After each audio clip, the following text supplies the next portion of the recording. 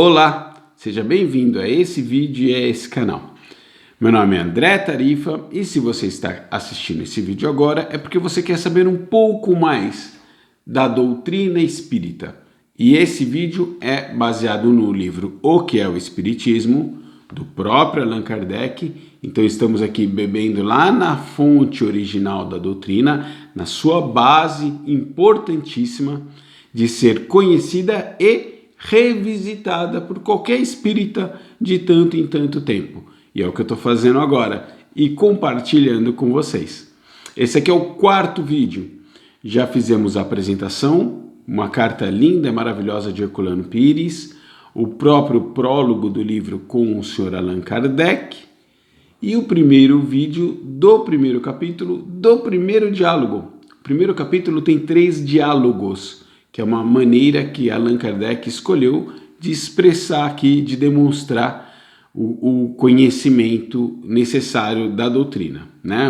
A defesa que ele teve que fazer da doutrina espírita lá no seu princípio. Muito bem, o primeiro diálogo é com o crítico. Eu e o Fernando de Souza, no vídeo anterior, cobrimos mais ou menos 1/3 desse diálogo lindo, maravilhoso, importantíssimo.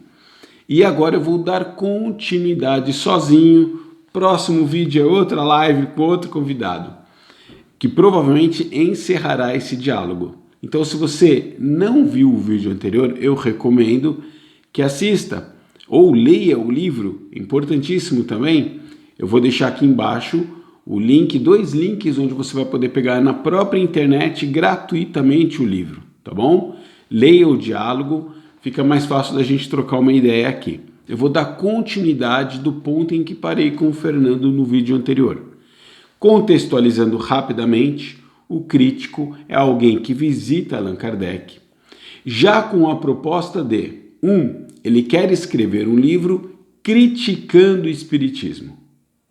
2. Ele quer que Allan Kardec permita que o crítico visite sessões de espiritismo para que ele seja convencido do contrário. E numa certa posição de arrogância, de empáfia, ele vem defendendo os argumentos dele para tanto. E Allan Kardec maravilhosamente responde a cada um dos argumentos dele. Ele fala que é importante para o próprio espiritismo que ele seja convencido do contrário, para que ele não crie um livro que fira as bases do espiritismo. Olha só o tamanho da prepotência do crítico, né? Ele acha que ele escreverá um livro tão impactante que as bases do espiritismo serão estremecidas. E Allan Kardec, pontualmente, com paciência e com argumentos maravilhosos que nos servem até hoje, rebate cada um desses argumentos do crítico, tá legal? Vou dar continuidade aqui. Olha, posicionamento do crítico. Dessa maneira, a crítica, na sua opinião, é inútil? A opinião pública não vale nada? Isso ele pergunta para Allan Kardec. Ao que o Sr. Allan Kardec responde: não considero a crítica como expressão da opinião pública, mas como opinião pessoal, passível de engano. Consulte a história e observe quantas obras-primas sofreram críticas, quando do seu lançamento. Entretanto, não deixaram de ser autênticas obras-primas. Se uma coisa for má, todos os elogios possíveis não chegarão a torná-la boa. Se o espiritismo é um erro, destruir-se-á por si próprio. Se é uma verdade, todas as diatribes imagináveis não o transformarão em mentira. Seu livro será uma apreciação pessoal, o seu ponto de vista. A verdadeira opinião pública decidirá se é exato. Para isso desejarão ver a coisa em si. E se mais tarde reconhecerem que houve engano da sua parte, seu livro tornar-se-á tão ridículo quanto os outros que foram publicados não há muito tempo, contra a teoria da circulação do sangue, da vacina e etc. O texto continua com Allan Kardec, mas eu faço uma pausa aqui para comentar. Olha o bom senso de Allan Kardec, a sua coerência respondendo e a delicadeza, a gentileza até com que ele responde o crítico. Ele não, em momento algum, eu vou ressaltar uma coisa que a gente falou antes e que provavelmente falarei muito ao longo dos próximos vídeos. Allan Kardec não ataca nenhuma pessoa. Ele ataca ideias, ele combate ideias, ele apresenta as ideias dele e expõe as ideias do outro, cada um que chegue à sua conclusão, como ele disse aqui. Ele disse para o crítico, olha, pode publicar o seu livro, não tem problema nenhum. As pessoas que lerem o seu livro terão curiosidade, virão até o Espiritismo, conhecerão o Espiritismo e aí sim decidirão se o seu livro está certo ou se o Espiritismo está certo. Né? Se o Espiritismo está errado, ele se destruirá por si próprio ao longo do tempo. Nenhuma mentira dura tanto tempo. E lá no começo ele diz uma coisa interessante também, ele fala, olha, muitas obras-primas foram criticadas ao seu tempo e não deixaram de ser obra-prima por isso, né? Então eu achei muito bacana, muito legal esse argumento, e por isso que eu não estou fazendo resumo desse capítulo ou de nenhum dos capítulos de Allan Kardec. Eu vou ler palavra por palavra desse livro em cada um dos vídeos, porque é um material precioso que não pode ser perdido ou diminuído com um resumo de alguém. Olha, ninguém aqui está tão preparado para conseguir resumir isso de maneira adequada. Nenhum estudioso, grande estudioso espírita. Então vale a pena sim ler palavra por palavra. Por isso que eu vou colocar aqui embaixo o link para você conseguir acompanhar os livros, acompanhar a leitura. Faça antes e depois assista o vídeo, ou assiste o vídeo e depois leia. É importante, é fundamental. Você pode ler André Luiz, você pode ler Emmanuel, você pode ler Manuel Filomeno de Miranda, mas nunca deixe de ler a base. Tá? Isso vai te dar material, vai te dar base para no futuro, a hora que você ler alguma outra coisa que te soe estranho, porque infelizmente, tem coisas no meio do espiritismo que não tem base doutrinária, muita literatura nesse sentido, mas que se confunde com o espiritismo. Tá bom? Vamos continuar com Kardec, que é bem melhor do que eu? Eu me esquecia, entretanto, de que o senhor vai tratar a questão ex professo. Um parênteses rápido, ex professo é alguém que afirma que falará de cátedra, com conhecimento de causa. O crítico, numa das questões anteriores, num vídeo anterior, ele falou isso para Allan Kardec. Eu escreverei esse livro ex professo. Olha o argumento de Kardec agora, que maravilha. O senhor vai tratar a questão ex professo, o que equivale a dizer que estudou sob todos os aspectos, que já viu tudo o que se pode ver, leu tudo o que foi escrito sobre a matéria, analisou e comparou as diferentes opiniões, que esteve nas mais favoráveis condições de observação própria, que dedicou ao assunto suas vigílias durante anos inteiros, numa palavra, que não negligenciou absolutamente nada para chegar à constatação da verdade. Sou levado a acreditar que tal se tenha dado porque o senhor é um homem sensato e também porque só os que passaram por tudo têm direito de dizer que falam com conhecimento de causa. Que pensaria de um homem que se erigisse em crítico da obra literária sem conhecer literatura? De um quadro sem ter estudado pintura? É princípio elementar da lógica que o crítico deve conhecer não superficialmente, mas a fundo aquilo que comenta. De outra maneira, sua opinião se torna destituída de valor. Para combater um cálculo, é preciso opor-se-lhe outro cálculo, mas para isso é preciso saber calcular. Vou fazer mais uma pausinha aqui e depois vou terminar essa resposta. Olha só, ex professo. Este indivíduo, o crítico, desde o início do diálogo, fala isso para Allan Kardec. Eu escreverei um livro ex professo, de cátedra, com muito conhecimento. E aí, olha a própria contradição dele. Por isso que é fundamental isso que Allan Kardec acaba de falar. Ao mesmo tempo que ele fala que escreverá um livro ex professo, ele não sabe nada de espiritismo. Ele não frequentou uma única sessão espírita de verdade.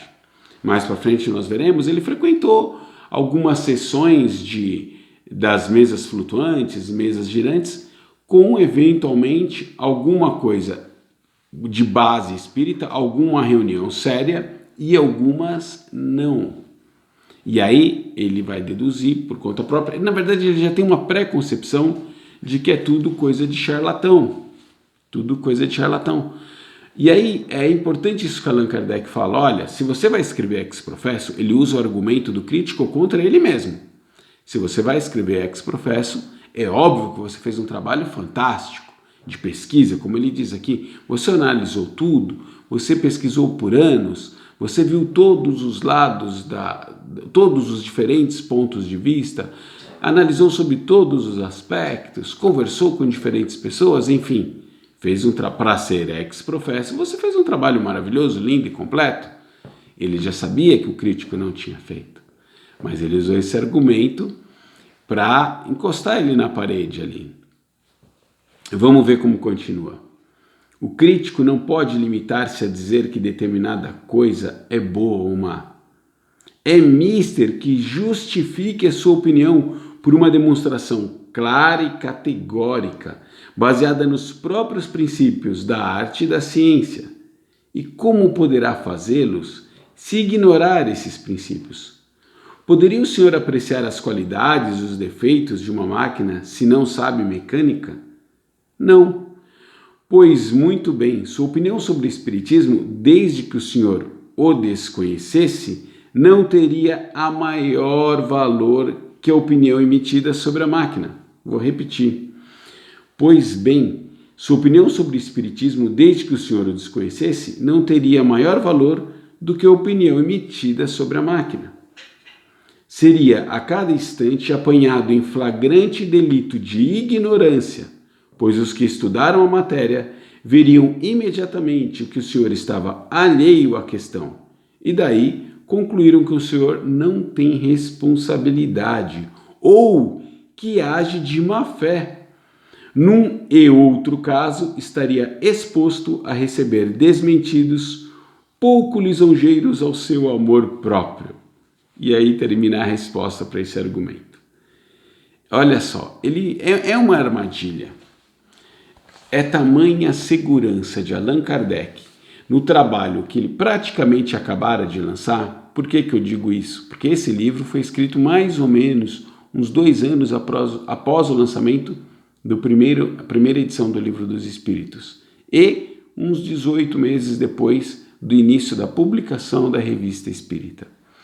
Então, a confiança dele é tão grande do trabalho que ele vinha desenvolvendo, e ele é um cientista, ele é um pedagogo, ele é um professor, ele é um mestre na educação, com um conhecimento muito profundo da escola de Pestalozzi, né, onde ele frequentou, onde ele substituía o próprio Pestalozzi quando necessário.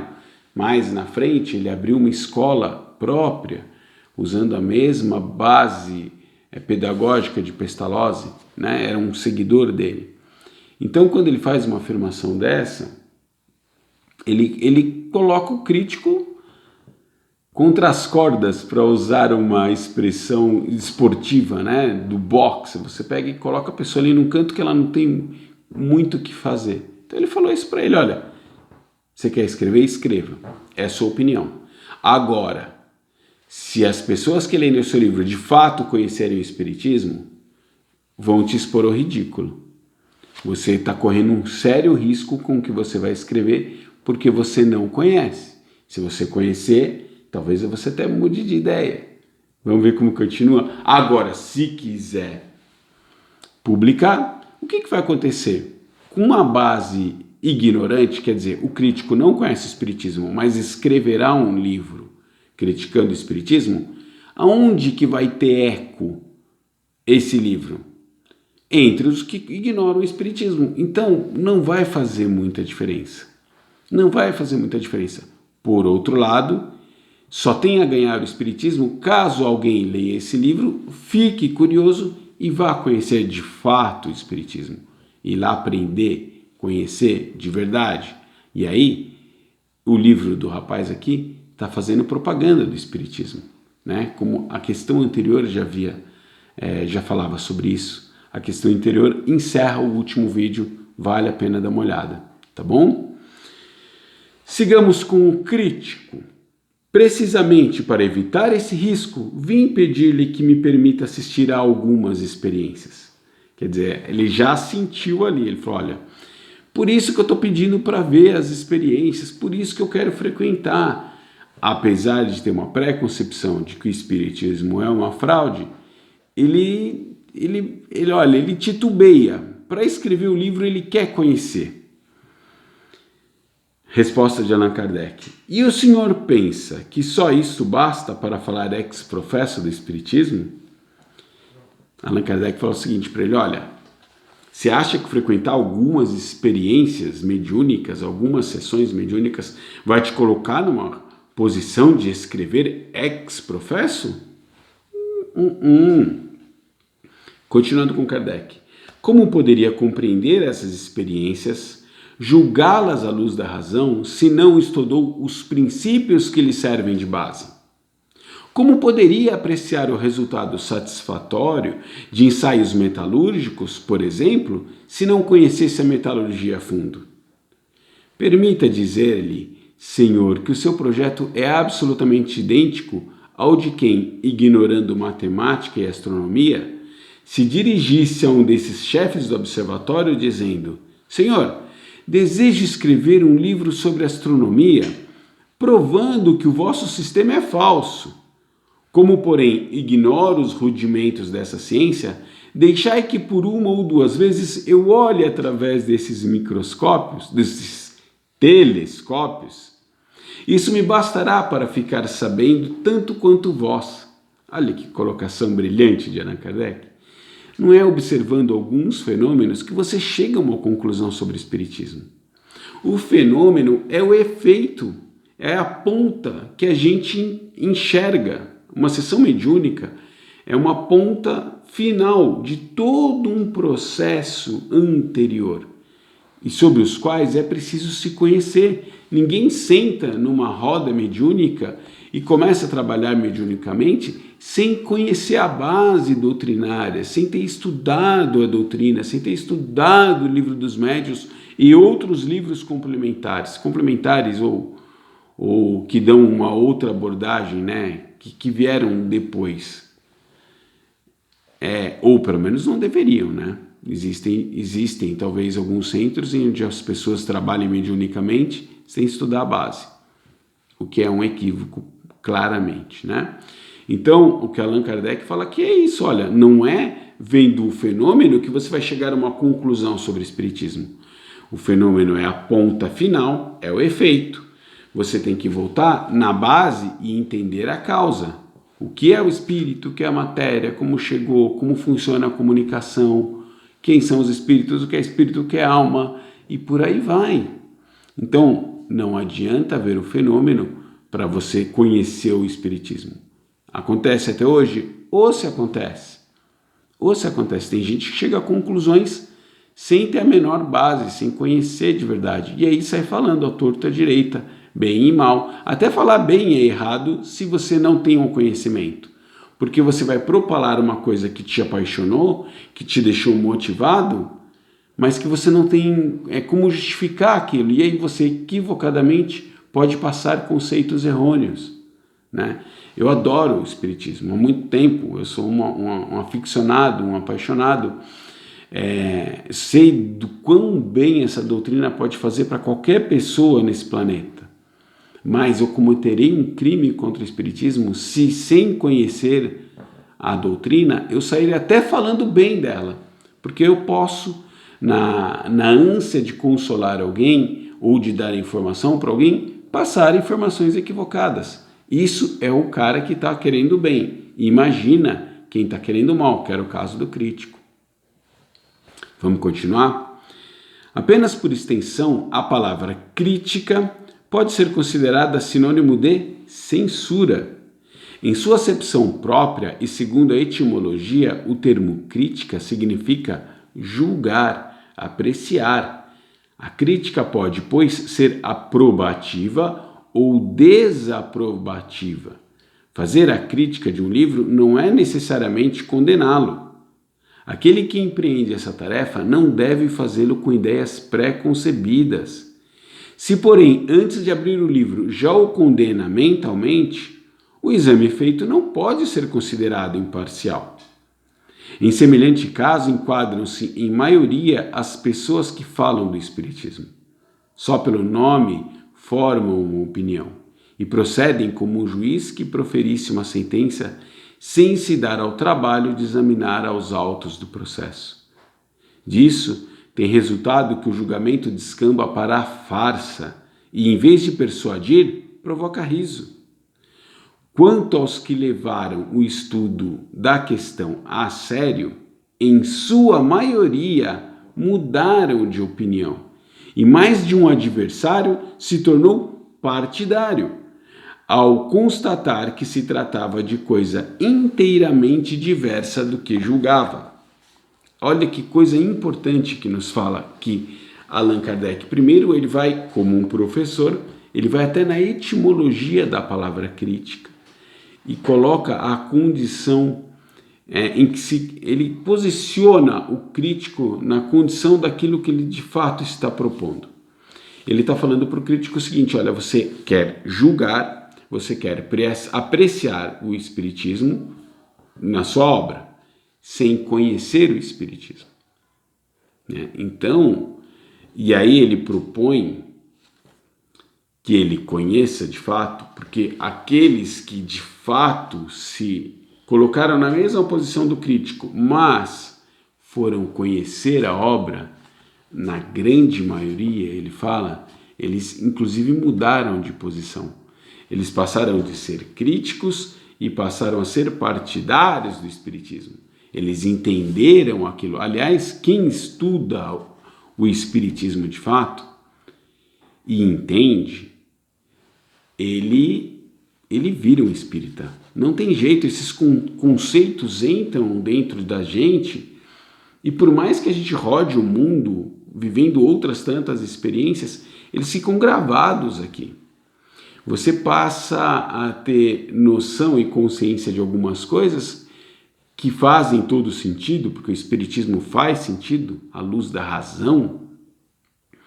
Então você não aceita mais qualquer coisa que você vê aí no mundão. Pode cair no mundão à vontade, pode estudar outras doutrinas e filosofias à vontade. Você vai achar até algumas coisas em que algumas se assemelham ao Espiritismo, mas você não deixa de guardar com você esses conceitos, né? Então é muito importante esse alerta que ele faz ao crítico. Fala, olha, você quer escrever ex professo? Escreva, mas vem conhecer de verdade. Não é visitando 1, 2, 3, meia dúzia de sessões que você vai estar na condição de escrever um trabalho sério. Sério, se você quer escrever um trabalho sério, você tem que conhecer. Se você não quer escrever um trabalho sério, faz o que você está fazendo mesmo, nem precisa vir em sessão nenhuma, porque você já tem uma ideia pré-concebida de que isso aqui é charlatanismo. E é, de fato, a posição do crítico nesse diálogo. Ele já tem uma ideia pré-concebida. Então, Allan Kardec percebeu isso e ele falou, não vou gastar meu tempo com você, é desnecessário, porque você já tomou a sua decisão. Você já chegou à sua conclusão, ainda que não conheça o assunto. Vamos seguir agora com uma colocação do crítico. O senhor fala do exame de livros, em geral. Acredita que seja materialmente possível a um jornalista ler e estudar todos os que lhes passam as mãos, sobretudo quando tratam de teorias novas, que demandariam de sua parte uma verificação aprofundada? Equivaleria a exigir de um impressor que lesse todas as obras saídas de seus prelos. Resposta curtíssima de Kardec. A tão criterioso raciocínio não tenho mais nada a responder, senão que quando não se tem tempo para fazer uma coisa conscientemente, é melhor não se meter com ela. É preferível fazer uma saia boa do que 10 más. Que resposta brilhante. O argumento do crítico também não era ruim, né? Por isso que a resposta encaixou perfeitamente. O crítico está falando o seguinte: olha, você quer dizer que para dar uma opinião todo mundo tem que se aprofundar num tema, então nunca vai ter opinião sobre nada, porque não dá tempo de fazer isso. Um jornalista, para emitir uma posição sobre uma nova ideia, ele teria que se aprofundar no estudo daquilo, ele não vai ter tempo de fazer. Então ele não pode escrever a matéria? E é exatamente isso que Allan Kardec responde. Então não escreva, então não faça. Se é para fazer mal feito, é melhor não fazer. É melhor fazer uma matéria boa, um livro bom, do que 10 ruins.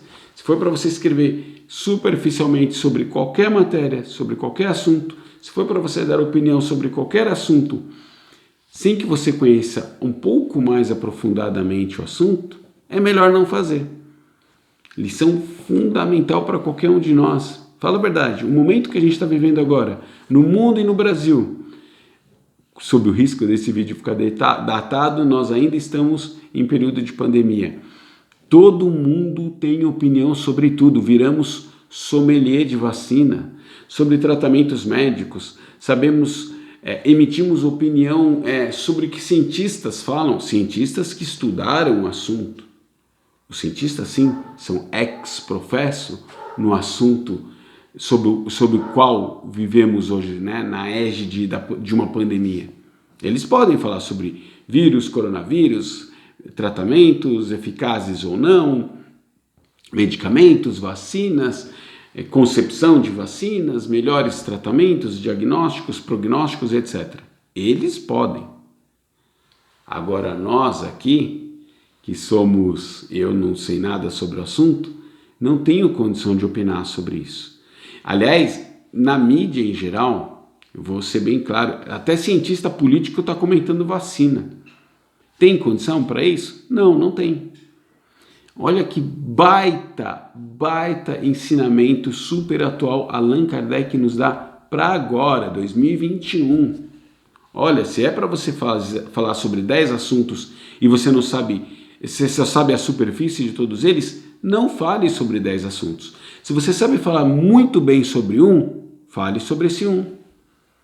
Então, se eu quero uma opinião sobre pandemia, sobre infectologia, eu vou falar com um infectologista, não com um cientista político que vai comentar o progresso da pandemia. Deixa o cientista político falar sobre política.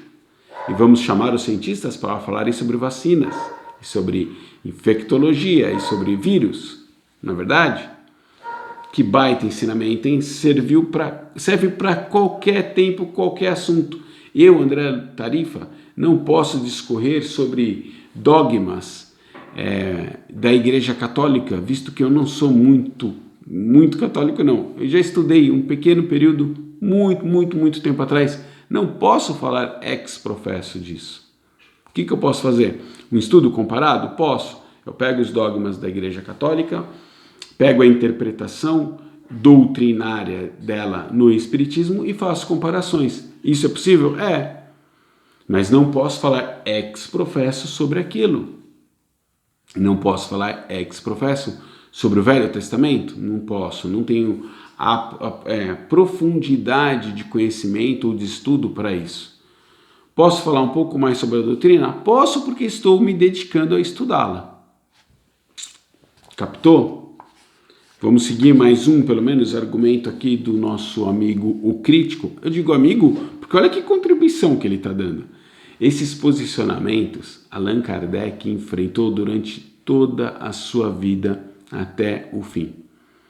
Na Revista Espírita tem várias respostas a cartas, artigos de jornal, críticas de todo sentido, de dúvidas legítimas de algumas pessoas que queriam saber mais, algumas críticas levianas, como era desse aqui, alguns céticos que de fato estavam predispostos a conhecer e entender um pouco mais.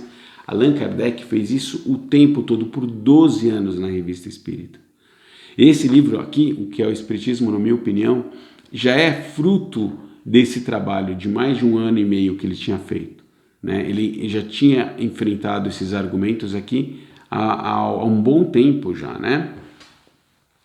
Próximo. Não pense, entretanto, o crítico falando, que minha opinião seja fruto de leviandade.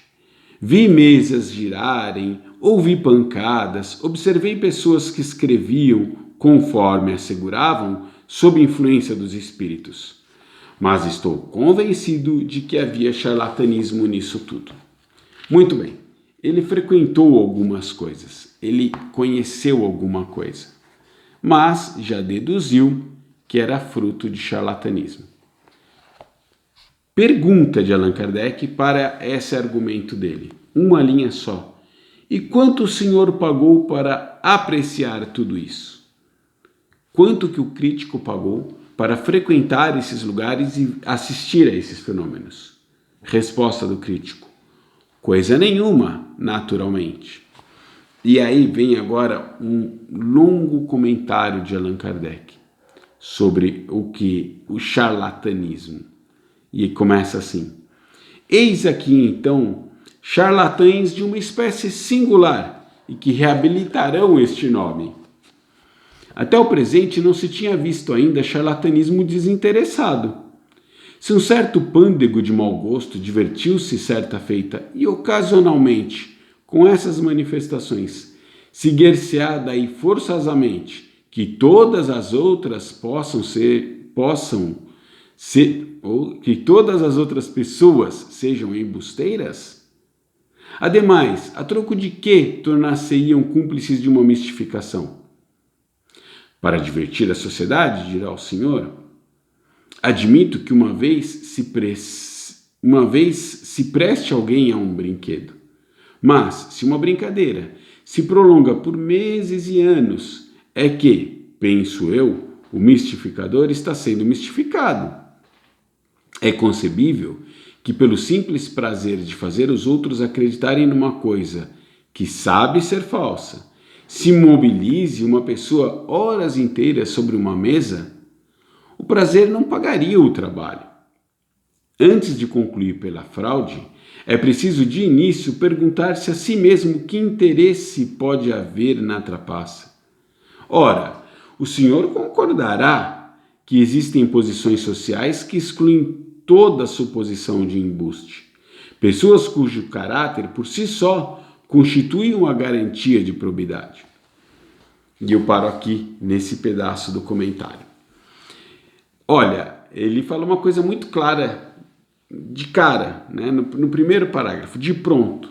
Olha, se tem charlatão que anda fazendo isso, sem que ele ganhe nenhuma vantagem com isso, por exemplo, o pagamento financeiro, será que ele é charlatão mesmo? Porque você pressupõe que o charlatão tem alguma vantagem a exercer o seu charlatanismo, né? Aplicar o seu golpe de qualquer forma. E existem diversos exemplos disso. Ele sempre tem lucro ou vantagem quando ele faz isso. Agora, se você foi a diversas sessões, o senhor crítico, viu vários fenômenos diferentes, nunca te cobraram nem um centavo por isso, e são horas e horas e horas de trabalhos mediúnicos e de todo um preparo necessário para isso, por que você acha que essa pessoa é uma charlatã? Muitas delas, pelo próprio comportamento probo na sociedade, estão longe de serem taxadas como tais, né?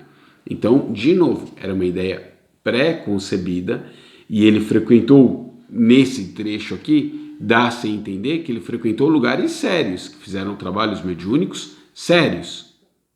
E ainda assim ele achou que eram charlatães. Vamos ver como continua Allan Kardec. Coisa diversa seria se tratasse de uma especulação, pois a ganância é má conselheira.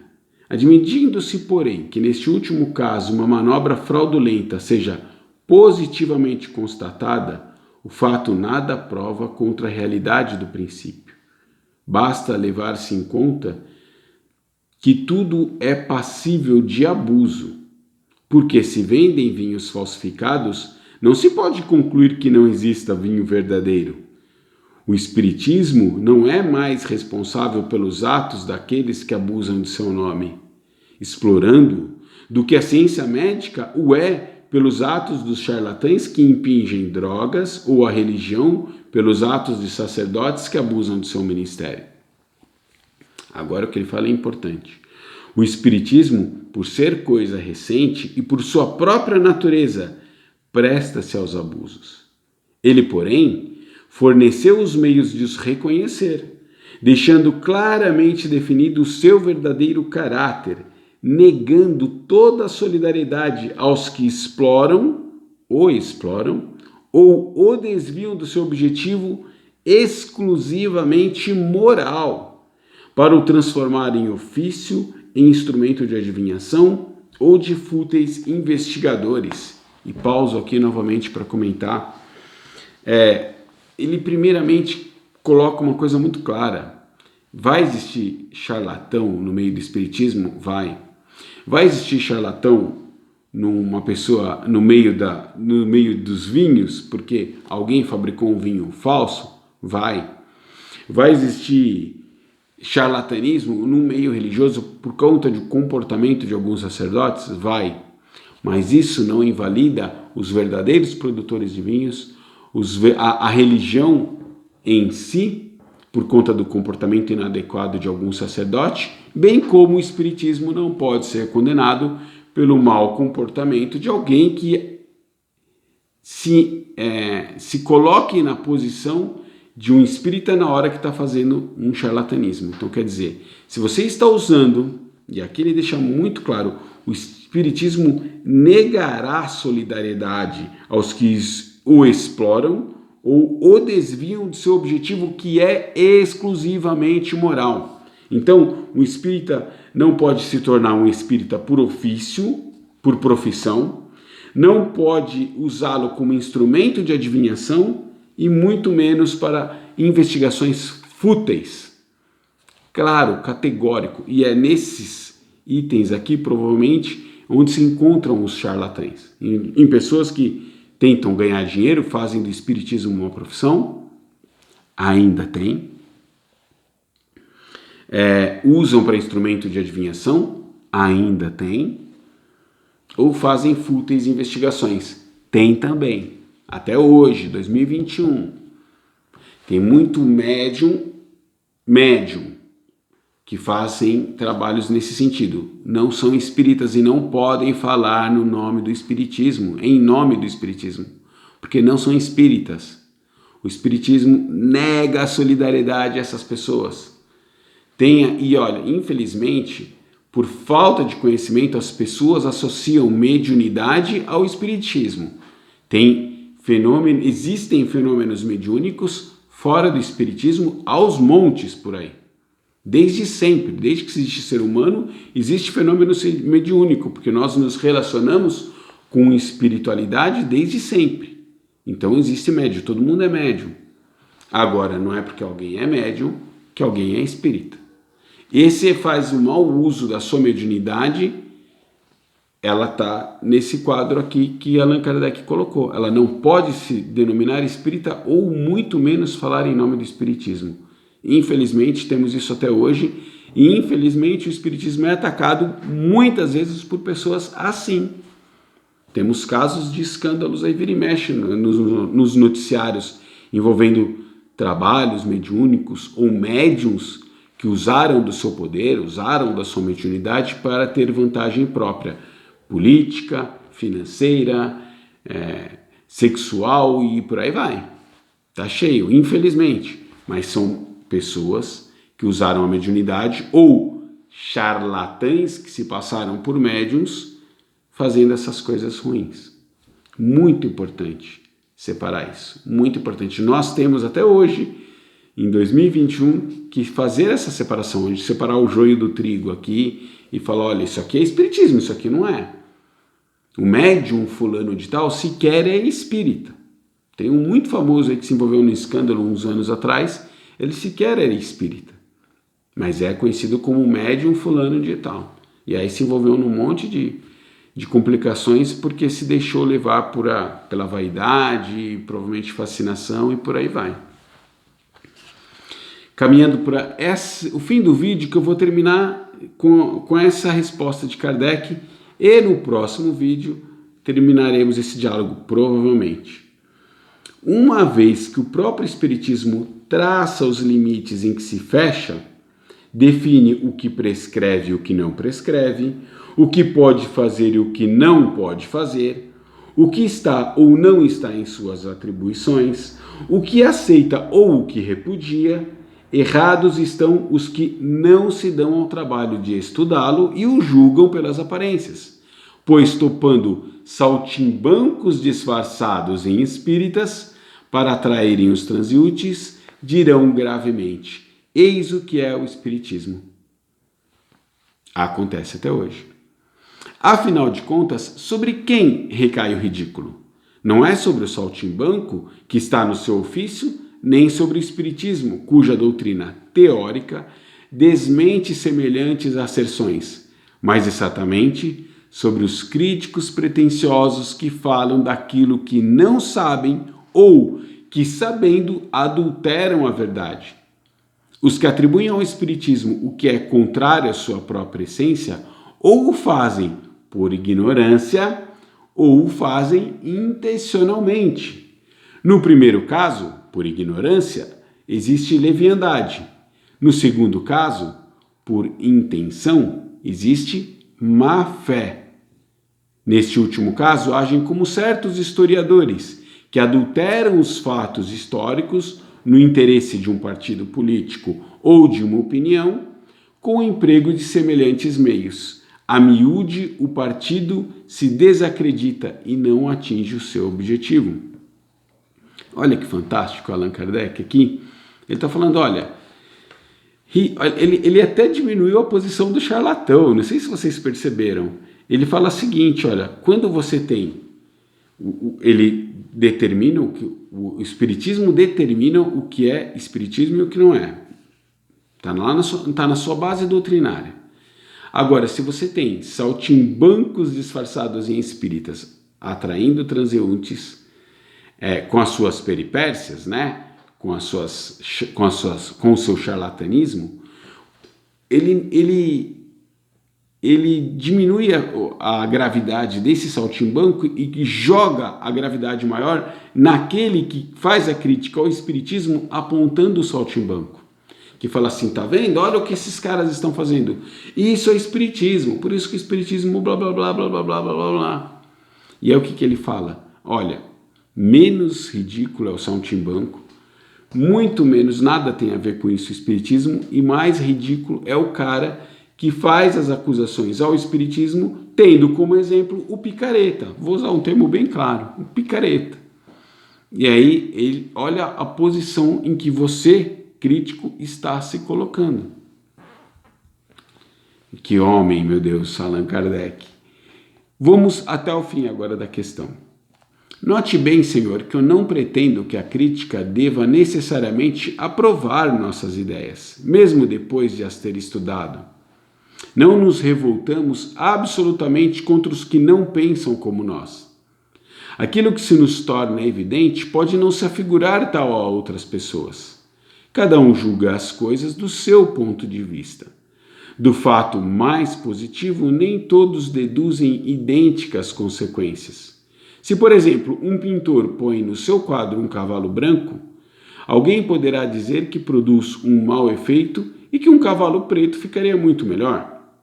Seria erro, entretanto, dizer que, sendo preto, o cavalo é branco. É o que faz a maior parte dos nossos adversários. Em suma, cada qual é perfeitamente livre de aprovar ou desaprovar os princípios do Espiritismo, de deduzir dele as consequências boas ou más que lhe aproverem. Mas a consciência impõe um dever a todo crítico honesto, o dever de não dizer o contrário daquilo que realmente é. Ora, para isso, a primeira condição é calar sobre o que ignora. Fantástico! Fantástico. Ele está falando o seguinte: o crítico e qualquer um que queira criticar o Espiritismo, você não precisa concordar com o Espiritismo. Não precisa. É muito possível que pessoas diferentes, estudem o mesmo assunto, no mesmo momento, e tenham pontos de vista diferentes. Para uns vai servir, para outros não vai servir. Agora, para criticar, é preciso conhecer. Então, não escreva, não critique aquilo que você ignora, né? Não precisa concordar. Se você conheceu o Espiritismo e não te serviu, mas você conheceu de verdade, você foi lá, viu a base doutrinária, entendeu os princípios todos, e aquilo não te convenceu, beleza, você não precisa concordar. Agora, se você não conhece e ainda assim quer criticar, é desonestidade. É desonestidade porque você não conhece. Você está falando mal de algo que você não tem conhecimento, não tem base para fazer, né? Então é muito legal porque ele fala isso, olha, qualquer crítico honesto pode vir aqui, pode conhecer e pode gostar ou não gostar, pode servir para você, pode não servir, você pode discordar. Acontece, por exemplo, até hoje com pessoas que têm uma base religiosa muito forte, entram no Espiritismo e os nossos conceitos não lhe atendem a certas exigências pessoais. Essa pessoa pega, sai do Espiritismo e volta para o lugar que ela estava. Ela veio, ela experimentou,